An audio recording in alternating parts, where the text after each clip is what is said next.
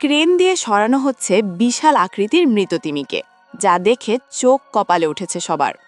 ২১ metre বা প্রায় ৬৯ foot লম্বা এই বিশাল সামুদ্রিক প্রাণীটিকে সরাতে গিয়ে রীতিমতো হিমশিম খেতে হয়েছে স্পেনের লা করোনা বন্দর কর্তৃপক্ষকে। ১৬ ডিসেম্বর লা করোনা বন্দরে ভেসে আসা এই তিমিটির ওজন প্রায় ৩০ টন। তিমির বিশাল আকৃতির কারণে শুরুতে উদ্ধারের কাজে ক্রেন ব্যবহার করেও এই বিশাল দেহটি নাড়ানো প্রায় অসম্ভব হয়ে পড়েছিল। পরে বাধ্য হয়ে মর্মান্তিক এক সিদ্ধান্ত নিতে হয় উদ্ধারকর্মীদের।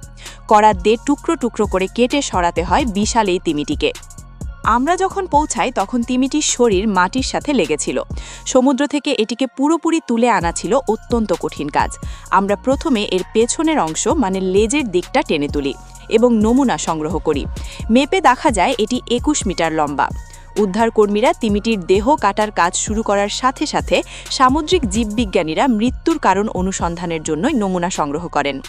বন্দর থেকে তিমিটি পুরোপুরি অপসারণের পর তা পুড়িয়ে ফেলা হবে বলে জানান স্পেনের সামুদ্রিক স্তন্যপায়ী প্রাণী এবং কচ্ছপ নিয়ে গবেষণা প্রতিষ্ঠান সেমরপ ভাইস প্রেসিডেন্ট উক্সিয়া ভাস্কুয়েজ। আমাদের এটিকে কয়েক টুকরো করে কাটতে হচ্ছে যাতে সহজে সরানো যায়, কারণ ক্রেন বা ট্র্যাক্টর এটিকে আস্ত নড়াচড়া করাতে পারছে না। পরে এই তিমিটির দেহাংশগুলো পুড়িয়ে ফেলা হবে।